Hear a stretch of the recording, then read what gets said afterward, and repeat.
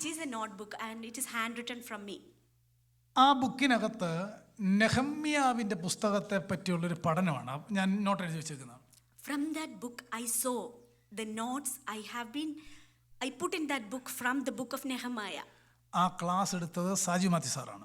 That class was taken by evangelist Saju John Matthew. ആ ക്ലാസിന്റെ പേര് റെസ്റ്റോറേഷൻ എന്നാണ്, യഥാസ്ഥാപനം എന്നാണ് class. That class's name was Restoration. എന്നെ ഏറ്റവും അധികം സ്വാധീനിച്ച, അന്നത്തെ കാലത്ത് ഏറ്റവും അധികം സ്വാധീനിച്ചൊരു ക്ലാസ്സാണത്. That is one of the most influential classes in that passage. ഞാൻ ആ നോട്ട് ഇങ്ങനെ മറിച്ച് നോക്കി, ഞാൻ ചാപ്റ്റർ 8 വന്നു. I was looking through the notes of my notebook and I reached up to the chapter 8. അദ്ദേഹം ആ അധ്യായത്തിന് അന്ന് കൊടുത്തിരുന്നത് ട്രൂ റിവൈവൽ എന്താണെന്നുള്ളതാണ്. True revival. At that time he titled that chapter as True Revival.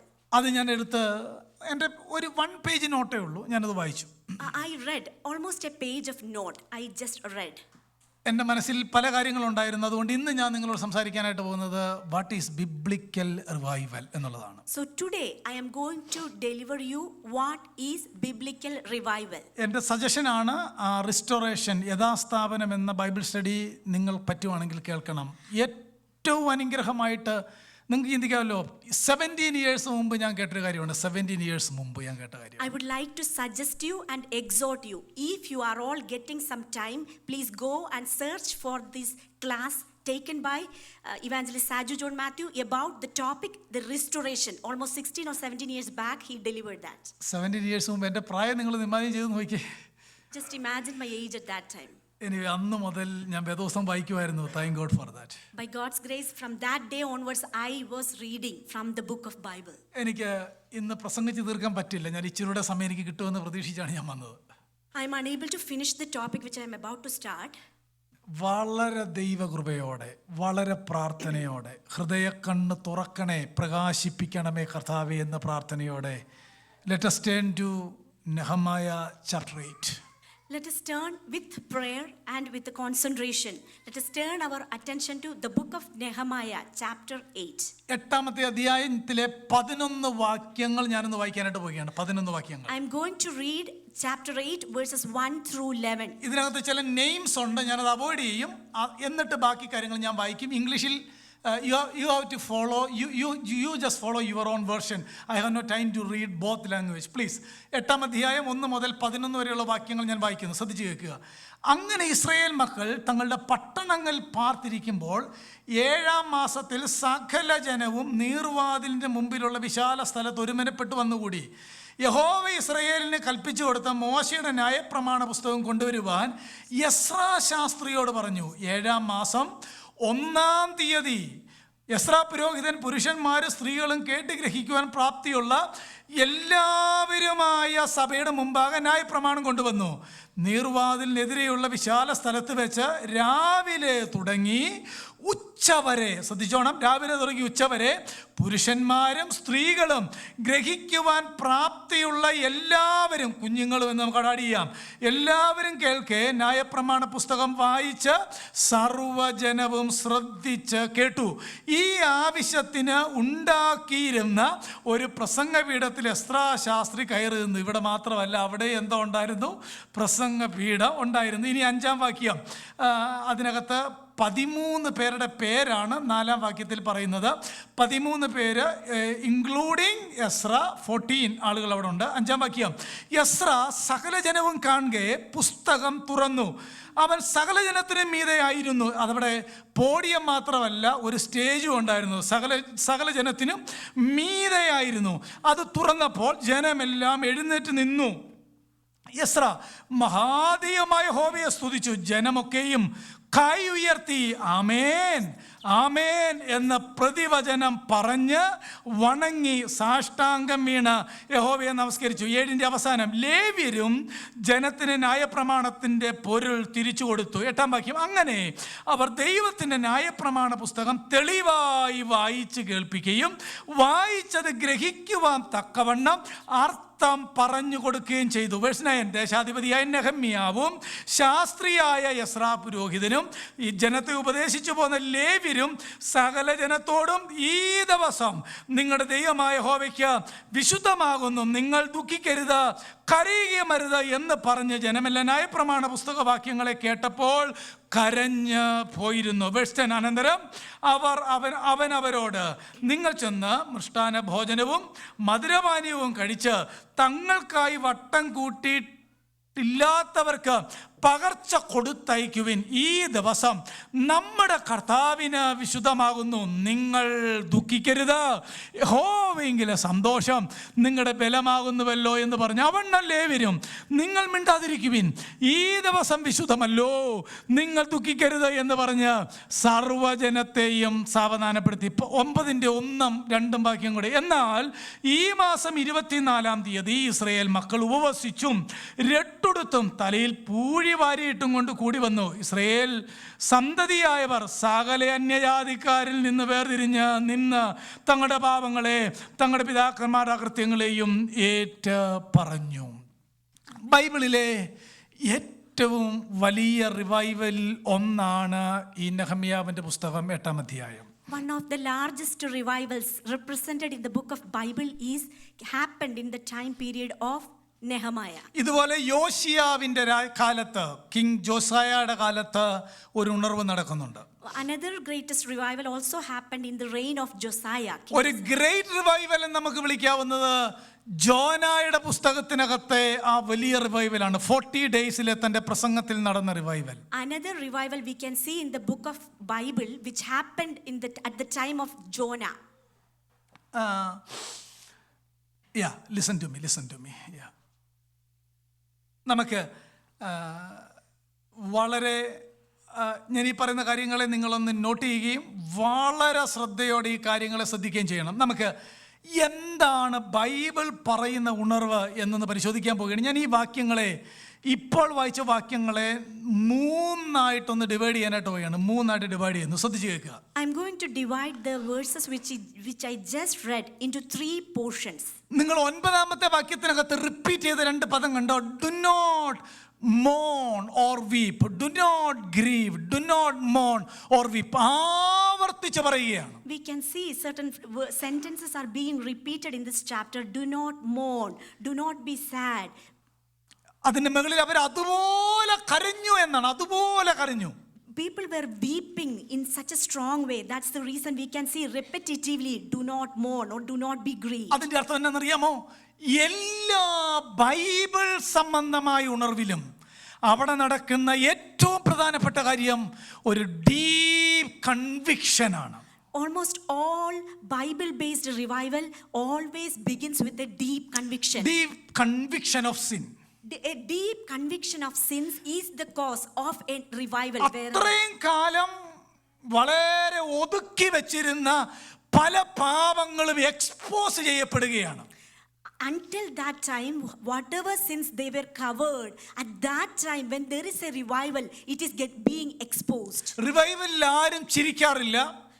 During revival, there won't be any kind of laughter. അവരുടെ ചിരി കരച്ചിലായിട്ട് മാറുകയാണ്. Their laughter usually turned into cry. അവർ ദൈവത്തിന്റെ ഹോളിനെസ് കാണുകയാണ്. They were watching, they were getting a revelation. അവരുടെ ജീവിതത്തെ മുഴുവൻ surrender ചെയ്യുകയാണ്. That is revival. They were submitting their whole life to God. That is true revival. പ്രിയപ്പെട്ടവരെ, അങ്ങനാണെങ്കിൽ ഒരു true revival എന്ന് പറഞ്ഞാൽ മരിച്ചു കിടക്കുന്ന പലതും നമ്മുടെ അകത്ത് നിന്ന് ജീവൻ ഉണ്ടായി എഴുന്നേറ്റ് വരണം.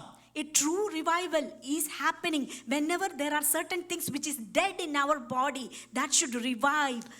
റിവൈവൽ എപ്പോഴും നടത്തുമ്പം പ്രധാനപ്പെട്ട കാര്യം എന്നുള്ളത് അതൊരു പെയിൻഫുൾ എക്സ്പീരിയൻസ് ആണ്. ഒരിക്കലും അവിടെ സന്തോഷിക്കാനോ ഓടാനോ നൃത്തം ചെയ്യാനോ ഒന്നും കഴിയില്ല. That is A very painful experience. Always if there is a revival, that is beginning with a painful experience. അതുവരെ സർഫേസ് ലെവലിലായിരുന്നെങ്കിൽ അവിടെ എല്ലാം ദൈവവചനം കേൾക്കുമ്പോൾ അത് ഡീപ്പിലേക്ക് പോവുകയാണ് റിവൈവലിനകത്ത്. Even if it is, we can see there is a surface level representation, it is going into a deep level. അതിന് ഏറ്റവും best example ആണ് നെഹമ്യാവിന്റെ പുസ്തകം. One of the best examples we can see from the book of Bible, Nehemiah chapter 8. ഇനിയും ഞാൻ പറഞ്ഞല്ലോ ഈ revival എന്താണെന്നുള്ളത് ഞാൻ 3 പോയിന്റിൽ ഇതിനെ സമ്മറൈസ് ചെയ്യാനായിട്ട് പോവുകയാണ്. I am going to summarize what is revival into 3 points. ലോകത്തിൽ പല ഉണർവുകൾ നടന്നിട്ടുണ്ട്. There were several revivals happened throughout the world. നിങ്ങൾ ചിലരെങ്കിലും കേട്ട് കാണും വെയിൽസിലെ ഉണർവെന്ന് കേട്ടിട്ടുണ്ടോ? Many of you might have heard about the revival happened in the street of Wales. അവിടെ ഈ ട്രാഫിക് കൺട്രോൾ ചെയ്തിരുന്ന ഒരു പോലീസ് ഓഫീസറോട് ആ മീറ്റിങ്ങിന് പോകാൻ വേണ്ടി ഒരാൾ ചോദിച്ചെന്നാ പറയുന്നത്, എവിടാണ് റിവൈവൽ നടക്കുന്നത്, എവിടാണ് റിവൈവൽ നടക്കുന്നത്? One of the persons who was traveling, he asked to a policeman who was controlling the traffic, where is this revival happening? Where was? ആ പോലീസുകാരൻ പറഞ്ഞ ആൻസർ നിങ്ങൾക്ക് കേൾക്കണോ?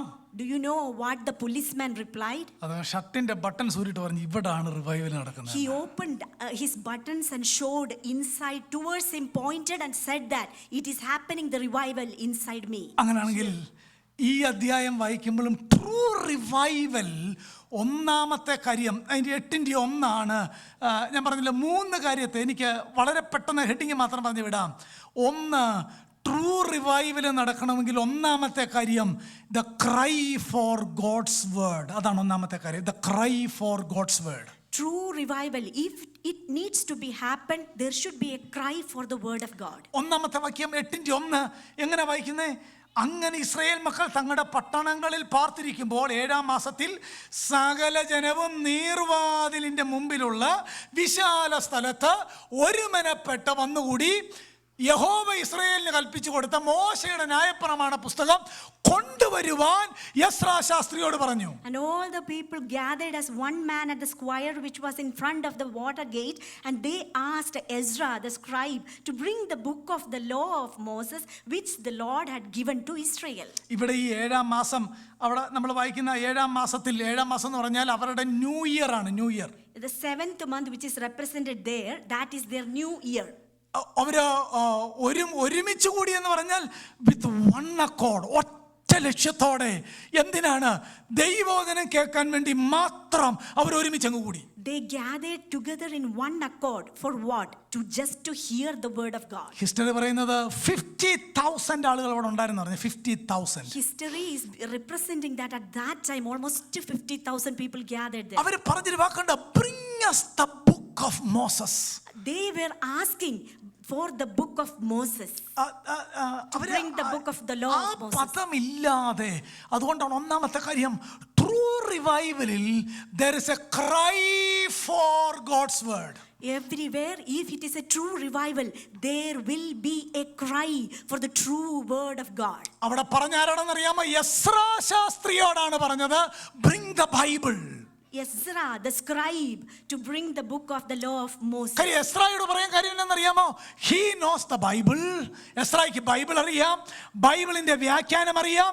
അദ്ദേഹം പുരോഹിതനാണ്, അദ്ദേഹം ശാസ്ത്രിയാണ്. എസ്രായോട് ജനം പറയുകയാണ്, bring the book. Why did they ask for Ezra? Because Ezra not only a scribe but he was also a priest. He knows very well the scripture. That is the reason the congregation requesting Ezra to read the book of law. Ezra ഈ പട്ടണത്തിലേക്ക് തിരികെ വന്നിട്ട് 14 years ആയി. Almost 14 years finished after Ezra returned to this ഈ town. 14 വർഷം എസ്രായെ ദൈവം prepare ചെയ്യുകയായിരുന്നു. എന്തിനാണെന്നറിയാമോ? ഒരു ദിവസം വരുന്നുണ്ട്, നിനക്ക് വചനം എടുക്കേണ്ട ഒരു ദിവസം വരുന്നുണ്ട്, ജനത്തോട് പറയേണ്ട ഒരു ദിവസം വരുന്നുണ്ട്. ആ സമയങ്ങളിലേക്ക് എസ്ര തന്നെ പ്രിപ്പയർ ചെയ്യുകയായിരുന്നു. ഒരു ദിവസം ജനം വിളിച്ച് പറയുകയാണ്, bring the book. Almost 14 years passed, Ezra came to this land, but there is a prepared time for God to make this Ezra ready to read, because congregation was requesting Ezra to read it aloud. ഇന്നത്തെ സഭയ്ക്ക് ഏറ്റവും ആവശ്യം എന്താണെന്നറിയാമോ? Today, bring the book. all the church's greatest need is bring back the ഇവിടെ കേൾക്കുന്ന സകലരോടും പറയാം, ഇന്നത്തെ സഭയുടെ ഏറ്റവും വലിയ ആവശ്യം bring the book. Today's church's greatest need is bring back the book or the law. പാസ്റ്റേഴ്സിനോട് പ്യൂ പറയണ്ട, ജനങ്ങൾ പറയണ്ട, ഏറ്റവും പ്രധാനപ്പെട്ട കാര്യം എന്നാണെന്നറിയാമോ? ഒരാൾ പറഞ്ഞത് എന്നാണ്, pastor please fire the drama team from the stage.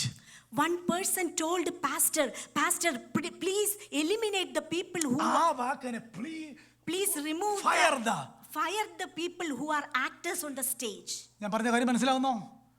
അങ്ങനെങ്കിൽ സഭയുടെ ഉത്തരവാദിത്തം ഉപദേശിമാരോട് പറയേണ്ടത് bring the book, So, bring the Bible.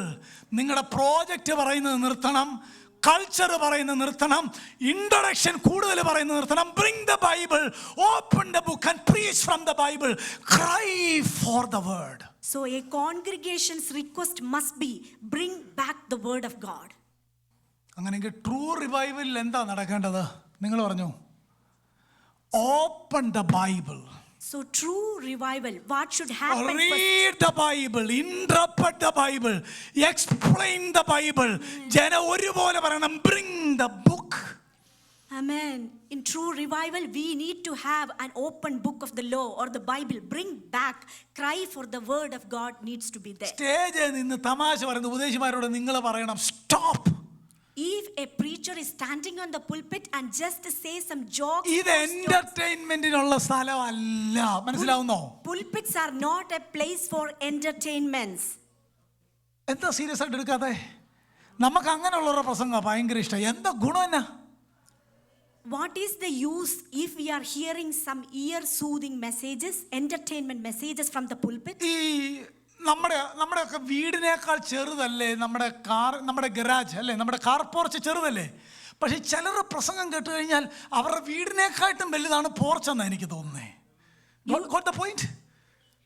Usually our car garages or houses garages are smaller than the all together the house. But when someone preaches, their preaching is leading us to somewhere. ഇവിടുത്തെ വാക്കുണ്ട്, Ezra ശാസ്ത്രിയോട് ജനം ഒരുമനപ്പെട്ട് പറയുകയാണ്, bring the Bible. The people are gathering together and were requesting, bring back the book. Always നമ്മുടെ നോട്ടം, ഞാൻ എപ്പോഴും പറയുന്നത്, നമ്മൾ ചർച്ച് സെലക്ട് ചെയ്യുമ്പം അവിടെ ലൈറ്റ് ഉണ്ടോ എന്നല്ല നോക്കേണ്ടത്, അവിടെ ചിൽഡ്രൻസ് പ്രോഗ്രാം ഉണ്ടോ എന്നല്ല നോക്കേണ്ടത്, അവിടുത്തെ ഡ്രാമ ടീം നല്ലതാണോ എന്നല്ല നോക്കുന്നത്, അവിടെ പുൾപിറ്റ് ഉണ്ടോ, പോഡിയം ഉണ്ടോ, അവിടെ വചനം ഉണ്ടോ എന്നാണ് നോക്കേണ്ടത്. മനസ്സിലാവുന്നോ? I always tell you, whenever you choose a church, do not look at their sound system, do not look at their mics or any other arrangements or the programs inside the church, but you have to search thoroughly whether true word of God is being preached inside a congregation. That church you should go. പാസ്റ്ററോട് പറയണം, ഞങ്ങൾക്ക് story വേണ്ട, we want Bible എന്ന് പറയണം. We always need to have a courage to ask a pastor, stop preaching. Pastor മക്കളെ പറ്റിയുള്ള കഥ കേൾക്കണ്ട, we want to hear from God's word. We do not want to hear the stories of your children. ഒരു കൾച്ചറും കേൾക്കണ്ട, bring the book. We do not want to hear any other cultures except the book of the Bible, and we need the scripture. അങ്ങനെങ്കിൽ ഇന്നത്തെ സഭയുടെ greatest need എന്നുള്ളത് ബൈബിളാണ്. So nowadays the greatest need of every churches are restoration നടക്കണമെങ്കിൽ, great awakening നടക്കണമെങ്കിൽ, അകത്തെ മനുഷ്യനിൽ biblically revival നടക്കണമെങ്കിൽ, bring the book. If we need to have a true restoration, if a true revival needs to happen, then we need to have a cry for the true word of God. അല്ലാതെ ഒരു music ഒക്കെ ഇട്ട് നമ്മളെ ഒരു ഉന്മാദത്തിലാക്കുന്നതൊക്കെ ഉണ്ടല്ലോ, ആ റിവൈവലൊക്കെ car parking ചെല്ലുമ്പം തീരും. മനസ്സിലാവുന്ന ഞാൻ പറഞ്ഞ കാര്യം? എന്ന തിരുവഴുത്തകത്ത് കയറുന്ന ഉണർവെല്ലാം അവനെ വിശുദ്ധനാക്കും, അവനെ ആത്മീയനാക്കും, അവനെ ഹോളിനെസ് എന്താണെന്ന് മനസ്സിലാക്കും, അവനെ കർത്താവിന്റെ സ്വഭാവത്തോട് അനുരൂപനാക്കും. Bring back the Bible into the pulpit. Usually musics or some sounds usually make a person emotionally uplifted for a certain period of time, but the true word of God which divides the heart and the mind, and that will make a person holy. Paul മരിക്കുന്നതിന് മുമ്പ് തിമോത്തിയോസിനോട് പറയാൻ ഒറ്റ കാര്യം ഉണ്ടായിരുന്നുള്ളൂ, preach the word. Before the departure of Paul had only one thing to tell his disciple Timothy, preach the word. നിങ്ങൾ ഓർക്കുന്നുണ്ടായിരിക്കും, ശുശ്രൂഷകന്മാർക്കല്ല, all ബൈബിളിൽ only one functional authority, preach the word. All the pastors, all the evangelists has only one main responsibility, preach the word in season or out of season. ഇവിടെ Bible വേണ്ട, keywords വേണ്ട, ഇവിടെ preachers ഇല്ല എന്നൊക്കെ പറയുന്നത് ഉണർവല്ല. വഞ്ചിക്കപ്പെടരുത്. Bring back the Bible. There are certain places they said, we do not want Bible, we do not want messages, we do not want word. Do not be deceived. Cry for the word. we need to start a cry for the word second, of God. രണ്ടാം വാക്യം വായിച്ചേ, രണ്ടാം വാക്യം. The second verse, then Ezra the priest brought the law before the assembly of men, women, and all who could listen with understanding on the first day of the 7th month. Verse 3 കണ്ട, നീർവാതിൽ നേരെയുള്ള വിശാല സ്ഥലത്ത് വെച്ച് രാവിലെ തുടങ്ങി ഉച്ചവരെ എല്ലാവരും കേൾക്കെ ന്യായപ്രമാണ പുസ്തകം വായിച്ച് കേൾപ്പിച്ചു. He read from it before the square, which was in front of the water gate, from early morning until midday, in the presence of men and women, those who could understand, and all the people were attentive to the book of the law. അങ്ങനെ number 1, cry for the word. If that is so, first point is cry for the word of God. Second, confrontation with God's word. Second is confrontation with God's word. എന്താ confrontation with God's word എന്ന് പറഞ്ഞാൽ? What is the true meaning of that? ഇവിടെ രാവിലെ മുതൽ ഉച്ച വരെ ഒരാൾ എന്ന് ബൈബിള് വായിക്കുക. നിങ്ങൾ ആലോചിക്കേ, Just imagine a man was standing before the pulpit and started reading the book of the law from morning until midday. അത് ഈ നിങ്ങൾ ശ്രദ്ധിച്ചാൽ മതി. How to read the Bible എന്നൊരു കോഴ്സ് ഉണ്ട്, ഒരു ചെറിയ ക്ലാസ് ഉണ്ട്, how to read the Bible. There is a course which is titled as How to Read the Bible. അതായത് ഇപ്പം നമ്മൾ സങ്കീർത്തനം വായിക്കുമ്പോൾ ഒരു മോണോലോഗ് അല്ലെങ്കിൽ ഒരു ചുമ്മാ വായിക്കുന്ന പോലെ യഹോവ എൻ്റെ ഇടയനാവുന്ന എനിക്ക് മുട്ടുണ്ടാകുകയില്ല, അങ്ങനല്ല Bible വായിക്കണ്ടേ. If we are reading the book of the Bible, for example, Psalms 23, when we read it, it should not read like an ordinary book. ഇവിടെ ഈ എഴുതിയേക്കുന്നതിനകത്ത് താഴോട്ട് വായിക്കുമ്പോൾ ജനം കര ഉയർത്തി ആമേൻ ആമേൻ എന്ന് പറഞ്ഞതല്ലേ വായിക്കുന്നത്. ആ എഴുതിയേക്കുന്ന മീനിങ് എൻ്റെ വായനയുടെ ശൈലിയിൽ വരണം. മനസ്സിലാവുന്നോ? We have to have the response in our responses. We have to have the emotion. We can see all the people were answering by stating amen and amen. കര ഉയർത്തി പറഞ്ഞു, while lifting up their hands. ഞാൻ അങ്ങനെ പറയുന്നതിന്റെ കാര്യം അങ്ങനെ നിങ്ങൾ Bible വായിച്ചു നോക്കിയാൽ you can understand the meaning too. Instead of a monologue reading, if we have a dialogue reading of the word of God, then we will be truly be രാവിലെ തൊട്ട് ഉച്ച വരെ അല്ലാതെ ഒരു മോണോടൈപ്പ് ആയിട്ട് വായിച്ചുകൊണ്ടിരുന്നത് എങ്ങനെ കേട്ടോണ്ടിരിക്കും? നിങ്ങൾ പറ. Just imagine if it was a monologue from the morning till midday, how people can suffer just listening. അതാ വായിച്ച രീതിയാണ്. ശബ്ദം ഉയർത്തി പറയേണ്ടത് ഉയർത്തി പറയുന്നു, താഴ്ത്തി പറയേണ്ടത് താഴ്ത്തി പറയുന്നു. സങ്കീർത്തനമാണ് വായിക്കുന്നതെങ്കിൽ അത് പാട്ടുപോലെ പാടുന്നു. അങ്ങനെ വായിച്ചെന്നാണ് അതിൻ്റെ അർത്ഥം. The meaning is that scribe or the priest was reading with a specific tone, wherever it needs to be lifted up and it needs to go down. And also if they are reading Psalms, they were singing that songs. മൂന്നാം വാക്യത്തിനകത്ത് ആ read എന്നൊരു പദം കണ്ടോ? Read, അവർ വായിച്ചു എന്ന് വായിക്കുന്നില്ലേ? He read from it before the squire. He read, ആ വായിച്ചു എന്ന ആ വാക്കിന്റെ ഒറിജിനൽ അർത്ഥം എന്താണെന്നറിയാമോ? To cry out, to call aloud, to roar like a lion എന്നൊക്കെ ട്രാൻസ്ലേറ്റ് ചെയ്യുന്ന പദമാണ്. അവർ അത്ര ഉച്ചത്തിൽ ഘോഷിച്ചു എന്നാണ് അതിന്റെ അർത്ഥം. The meaning of that read, the original word, it specifies as they cried out, they roared, they lifted up their voice as high as possible. അവിടെ ആ സെയിം വാക്ക് ഉപയോഗിച്ചേക്കുന്ന മറ്റൊരു വാക്യം ഉണ്ട്, നമുക്ക് പരിചയമുള്ളതാണ്. ജോനായുടെ പുസ്തകത്തിനകത്ത് 3-ാം അധ്യായത്തിനകത്ത് ജോനായുടെ ഒരു പ്രസംഗം ഉണ്ടായിരുന്നു.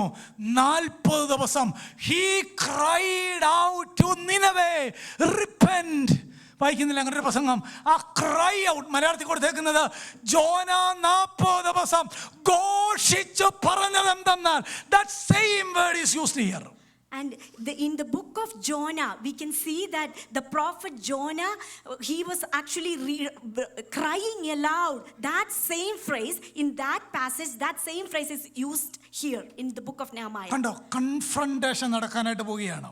Here we can see a confrontation. ഇതങ്ങോട്ട് ഉറക്ക വായിച്ച് കേൾപ്പിച്ചപ്പോ തന്നെ ജനഹൃദയത്തിനകത്തേക്ക് കയറാനായിട്ട് തുടങ്ങുന്നു. Once he started to read, it is going to penetrate into the people's. അവിടെ മനോഹരമായ ഒരു കാര്യമുണ്ട്, നമ്മൾ അണ്ടർലൈൻ ചെയ്യേണ്ട ഒരു പദമാണ്. ഉച്ച വരെ വായിച്ചിട്ടും അവരുടെ അറ്റൻഷൻ സ്പാൻ പോയില്ല. കേട്ടോ?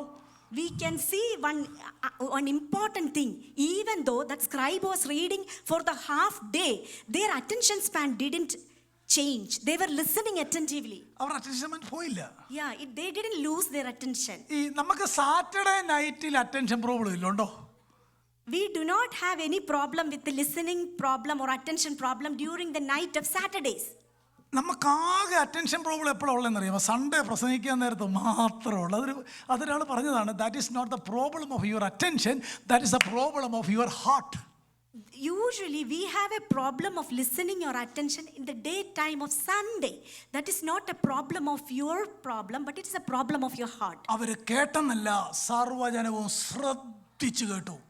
They not just listen, but they paid attention in a very careful way. എന്ന് പറഞ്ഞാൽ ഒരു ചെവി കൂർപ്പിച്ച് ഒരു സൈഡിലേക്ക് ചാഞ്ഞു കേൾക്കുന്ന പോലെ അവർ ദൈവത്തിന്റെ വചനം വായിക്കുന്നത് ശ്രദ്ധയോടെ കേട്ടു. All the people were attentive to the book of the law.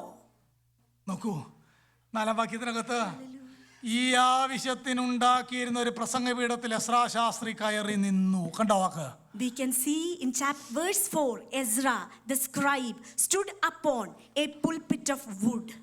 ഇന്നത്തെ റിവൈവലുകാർ പറയുന്നത് എന്താണ്? നമുക്ക് പോഡിയം വേണ്ട, പുൾപിറ്റ് വേണ്ട, ഇവിടെ പ്രസംഗം വേണ്ട, കുറിവാക്യം വേണ്ട, പക്ഷേ ബൈബിളിനോട് സ്നേഹമുള്ള, ഉള്ളിൽ പരിശുദ്ധാത്മാവ് റൂൾ ചെയ്യുന്ന ആർക്കെങ്കിലും അങ്ങനെ പറയാനായിട്ട് പറ്റുമോ?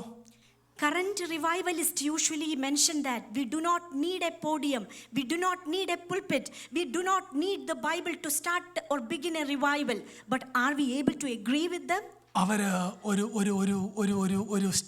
ഒരു പുൾപിറ്റ് ഉണ്ടാക്കി.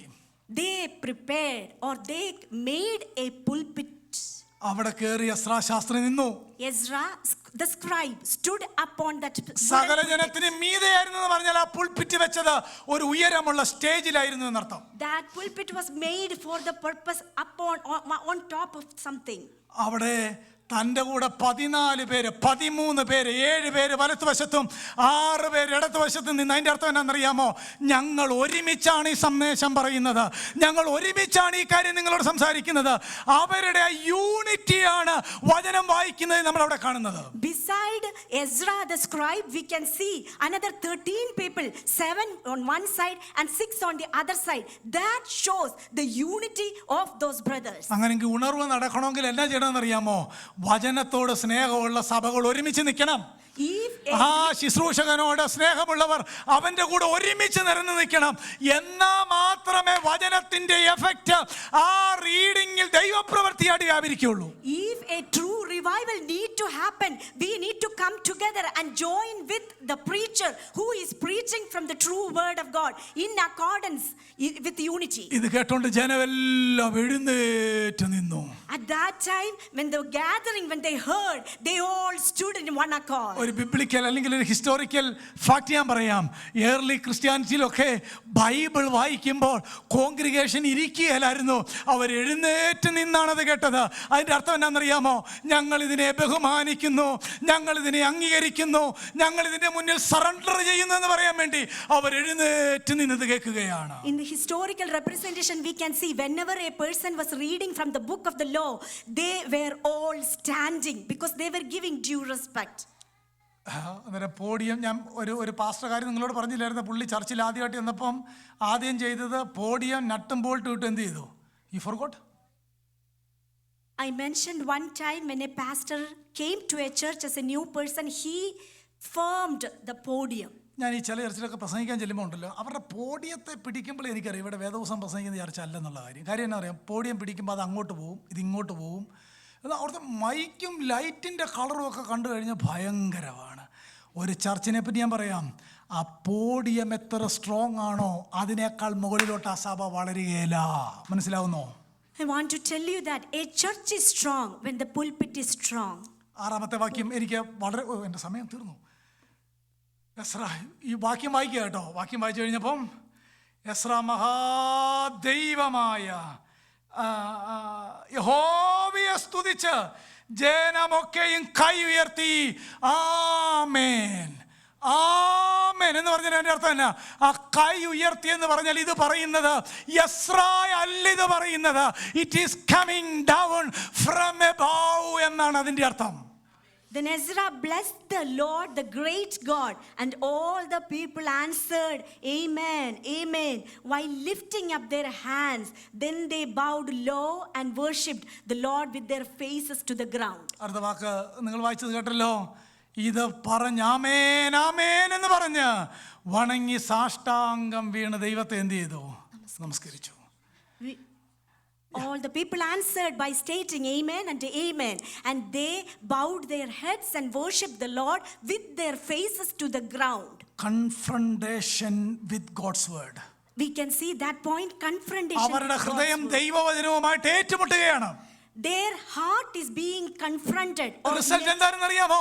യെസായാണ് വായിക്കുന്നെങ്കിലും അവർ ഉറക്കെ പറയണം ആമേൻ ആമേൻ, അതെ അങ്ങനെ തന്നെയാണ് എന്ന് പറഞ്ഞ് കരമുയർത്തി അതിനെ സ്വീകരിച്ചിട്ട് നിലത്തോട്ട് വീണ് ദൈവത്തെ ആരാധിക്കുകയാണ്. Even though Ezra was reading, but still people are acknowledging Amen, Amen, and they were bowing down and they were worshipping by putting their faces to the ground. അതാ കൈ ഉയർത്തുക എന്നുള്ളൊരു സിംബോളിക് ആക്ഷനാണ്. It is coming from above. And it is a symbolic representation. When they lifted up their hands, that is a representation that it is coming from above. അടുത്തൊരു sentence പറഞ്ഞ പിണങ്ങരുത്. And I would like to mention another sentence. നമ്മൾ ഈ worship leaders എന്ന് വിളിക്കുന്ന പാട്ടുകാരെയാണല്ലേ. Usually we call or titled those who are singing songs are worship leaders. പക്ഷേ ഈ അധ്യായം വായിക്കുമ്പോൾ true preacher is the worship leader. വല്ലതും വായിച്ച് മനസ്സിലായോ ഞാൻ പറഞ്ഞ കാര്യം? When we read this chapter, a true worship-led leader is the person who is preaching the word of God. Ezra എന്താ കാണിച്ച? പാട്ട് പാടിയെന്നാണോ? അല്ല. What can we hear? ഈ പുസ്തകം എടുത്ത് വായിക്കാൻ തുടങ്ങി. Ezra was started. ആമേൻ ആമേൻ എന്ന് പറഞ്ഞ് നെടുമ്പാട് വീണ് ദൈവത്തെ നമസ്കരിച്ചു എന്നാണ് നമ്മൾ വായിക്കുന്നത്. Ezra started to read the word of God, and people are all were agreeing with him, and they were bowing down with their faces to the ground by showing acknowledgement. ഞാൻ ഇടയ്ക്ക് പറഞ്ഞിട്ടൊരു വാചകമാണ്, നമ്മുടെ തിയോളജി എത്ര ഉയർന്നതാണോ അത്രയും താഴോട്ട് ജനം ദൈവസന്നിധി വീഴാനായിട്ടിടയായി തീരും. അവർക്ക് ന്യായപ്രമാണം വായിച്ചപ്പോൾ മനസ്സിലായി ഹൗ ഗ്രേറ്റ് thou are എന്നവർക്ക് മനസ്സിലായപ്പോൾ വേറെ ഒന്നും പറയാനില്ല. വേറെ ആരും അവിടെ ഇല്ല. ആരും അവരോടൊന്നും പറയുന്നില്ല. അവർ നെടുമ്പാട് വീഴുകയാണ്. Confrontation with the word. അങ്ങനെയെങ്കിൽ ട്രൂ റിവൈവൽ എന്തിനാ? Bring the Bible. സെക്കൻഡ്, അത് വായിക്കുമ്പോൾ അതിനോടുള്ള നമ്മുടെ പ്രതികരണമാണ് ഉണർവ്. മനസ്സിലാകുന്നോ? So a true revival, we can see a true confrontation with the word of God. Whenever a true revival starts, it starts to speak to our inner mind so that we will have a true repentance. നിങ്ങൾ 7-ാം വാക്യത്തിന്റെ ഒടുവിലത്തെ sentence വായിച്ചേ, ലേവ്യരും ജനത്തിന് ന്യായപ്രമാണത്തെ പൊരുൾ തിരിച്ച്. അതിന്റെ അർത്ഥം ഈ 50,000 ജനത്തിന്റെ ഇടയിൽ ലേവ്യർ ഇങ്ങനെ മിക്സ്ഡ് ആയിട്ട് നിൽക്കുകയാണ്. മനസ്സിലാവുന്നോ? ഒരു സ്മോൾ ബൈബിൾ സ്റ്റഡി പോലെ മിക്സ്ഡ് ആയിട്ട് നിൽക്കുന്നു. അവരോട് പറയുകയാണ്, this is the meaning of that verse, this is the meaning of that verse, this is the meaning of that verse. Hallelujah. We can see towards the end of verse 7, the Levites explained the law to the people while the people remained in their place. അവരതിനെ explain ചെയ്ത് കൊടുക്കുകയാണ്. They were explaining the true meaning of the word of God to that 50,000 congregation. അങ്ങനെയെങ്കിൽ ഉണർവ് നടക്കണമെങ്കിൽ Bible കൊണ്ടുവരണം. ഉണർവ് നടക്കണമെങ്കിൽ ഇത് വായിക്കണം. ഉണർവ് നടക്കണമെങ്കിൽ ഇതിൻ്റെ പൊരുൾ തിരിച്ചു കൊടുക്കാൻ ലേവ്യരവിടെ ഉണ്ടായിരിക്കണം. ഉണർവ് നടക്കണമെങ്കിൽ ദൈവത്തെ പറ്റിയുള്ള അവരുടെ ബോധ്യം മനസ്സിലായിട്ട് അവർ താഴെ വീണ് നിലവിളിക്കാൻ തുടങ്ങണം. ഇല്ലെങ്കിൽ ഒരു ഭക്തൻ പറഞ്ഞു കേൾക്കണോ, there is no dried eye revival. Amen. If there is a true revival needs to happen, then there should be the word of God, and that word of God should be interpreted, and the word of God should be accepted by the congregation in truth and in spirit. എനിക്ക് ഒന്നും തീർക്കാൻ പറ്റത്തില്ല സഹോദരന്മാരെ. ഞാൻ ഒത്തിരി കാര്യമൊക്കെ ആയിട്ട് വന്നേ. ഞാൻ അടുത്ത ആഴ്ച ദൈവം അനുവദിച്ചാൽ പറയാം. ഒരു കാര്യം കൂടെ അവിടെ പ്രധാനമായിട്ടുമുണ്ട്. I would like to mention one more thing, one important thing. അടുത്തത് കൺവിക്ഷൻ ഫ്രം ഗോഡ്സ് വേർഡ് എന്നാണ്. Conviction, cry for God's word.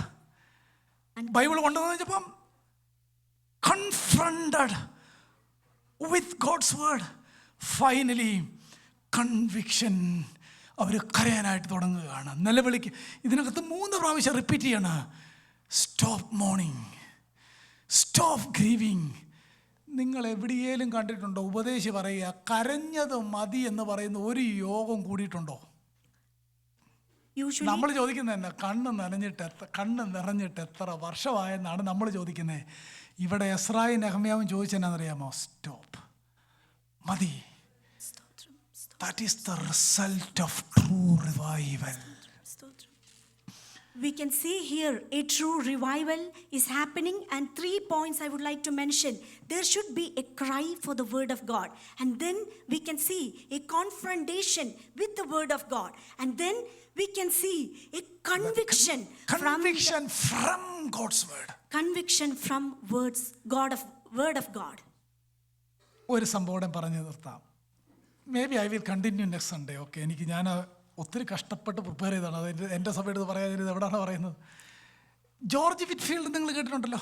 George Whitefield അദ്ദേഹം തൻ്റെ ഒരു ഗ്രേറ്റ് അവേക്കനിങ്ങിൻ്റെ ലീഡേഴ്സായിരുന്നു. George Whitefield, Jonathan Edwards, John Wesley, Charles Wesley. അവർ Methodist ചർച്ചുകാരായിരുന്നു. പ്രത്യേകിച്ച് ജോർജ് വിറ്റ്ഫീൽഡും ചാൾസ് വെസ്ലിയും ഒക്കെയാണ് പെന്തക്കോസ്ത് സഭയുടെ ഒരു പൂർവീകർ എന്ന് പറഞ്ഞാൽ Methodist ചർച്ചാണ്. You all might have heard about certain men of God, George Whitfield, John Wycliffe, a group of people. They were the beginners of this Pentecostal revival from the Methodist group. George Whitefield പ്രസംഗിക്കാനായിട്ട് തുടങ്ങിയപ്പോൾ താൻ പറഞ്ഞൊരു കഥ, തൻ്റെ നടന്നൊരു സംഭവം തൻ്റെ ബുക്കിനകത്ത് എഴുതിയേക്കുന്നത് ഇങ്ങനെയാണ്. George Whitfield, when he about to preach, he started one story like this. അദ്ദേഹം പ്രസംഗിക്കാനായിട്ട് ചെന്നപ്പം ഈ മൈനിൽ പണിയുന്ന ആളുകളാണ് തൻ്റെ പ്രസംഗം കേൾക്കാൻ വന്ന എല്ലാവരും.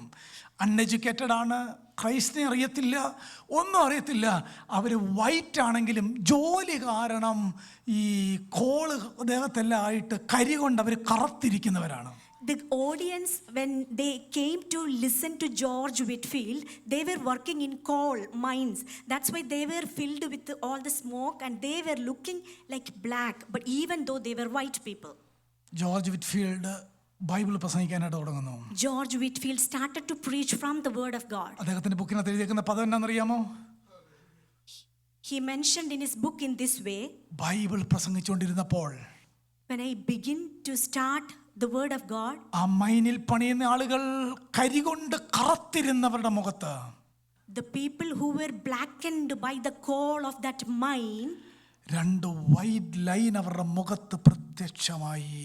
I was able to see 2 white lines over all of their faces. They started to cry. They started to cry. ആ ബുക്ക് നിങ്ങളൊന്ന് വായിക്കണം, അദ്ദേഹത്തിന്റെ biography. That is the biography. I am mentioning from the biography of George Whitfield. Bible ഇല്ലെങ്കിൽ there is no revival. If there is no Bible, then surely അത് വ്യാഖ്യാനിക്കാൻ ആളില്ലെങ്കിൽ no revival. If there is no interpreters to reinterpret, അദ്ദേഹത്തിന്റെ കൂടെ ഞങ്ങൾ ഒരുമിച്ച് നിൽക്കുന്നെന്ന് പറയാൻ വിശുദ്ധന്മാർ ബൈബിളിന് വേണ്ടി ഇല്ലെങ്കിൽ no revival. If there were not many people, holy people to accompany a man of God who is truly preaching the word of God, then there is no revival. പാപത്തിന്റെ കറുത്ത പാടിനകത്തൂടെ കണ്ണുനീർ കൊണ്ട് 2 വൈറ്റ് ലൈൻ, അതാണ് true sign of revival. The true sign of revival, we can see true visible lines of white lines on the face of a dark face. That is truly the revival. Amen. Hallelujah. നമ്മുടെ ചർച്ചിൽ അത് നടക്കണം. We need to see that inside our churches. അല്ലാതെ കീബോർഡിലല്ല ഉണർവ്. മനസ്സിലാവുന്നോ? ജനത്തിന് holiness ഉണ്ടാകണം, അവരാത്മീയരാകണം, അവർ കരഞ്ഞ് നിലവിളിച്ച് ഈ സമയം പോയി. Revival is not based on... നിങ്ങളത് വായിച്ചു നോക്കിയാൽ മതി. പീറ്റർ അവിടുന്ന് വാക്യമെടുക്കുന്നു, ഇവിടുന്ന് വാക്യമെടുക്കുന്നു. പ്രസംഗത്തിന്റെ ഇടയായപ്പോൾ നിങ്ങൾ 38 ഒക്കെ വായിച്ചു നോക്കണം. ഹാഫ് ഓഫ് ദ പാർട്ട് ആയപ്പോൾ, പീറ്ററിന്റെ പ്രസംഗം ഹാഫ് ആയപ്പം ജനം ഇന്ററപ്റ്റ് ചെയ്യുകയാണ്. രക്ഷിക്കപ്പെടാൻ ഞങ്ങൾ എന്ത് ചെയ്യണം? ഹാഫ് ഓഫ് ദ മെസ്സേജിൽ ഇന്ററപ്റ്റ് ചെയ്യുകയാണ്. രക്ഷിക്കപ്പെടാൻ എന്ത് ചെയ്യണം? That is revival. മനസ്സിലാകുന്നോ? അവിടെയും scripture Bible, this verse, that verse, Bible, scripture, അവിടെ മാത്രമേ ഉണർവുള്ളൂ. We can see in the day of Pentecost when Peter gave a sermon, how during his sermon on half of the way, people started to interrupt him and started to ask, what do we need to be born again? Amen. Hallelujah. അടുത്ത ആഴ്ച ഞാൻ explain ചെയ്യാൻ കർത്താവ് അനുവദിച്ചാൽ നിങ്ങളത്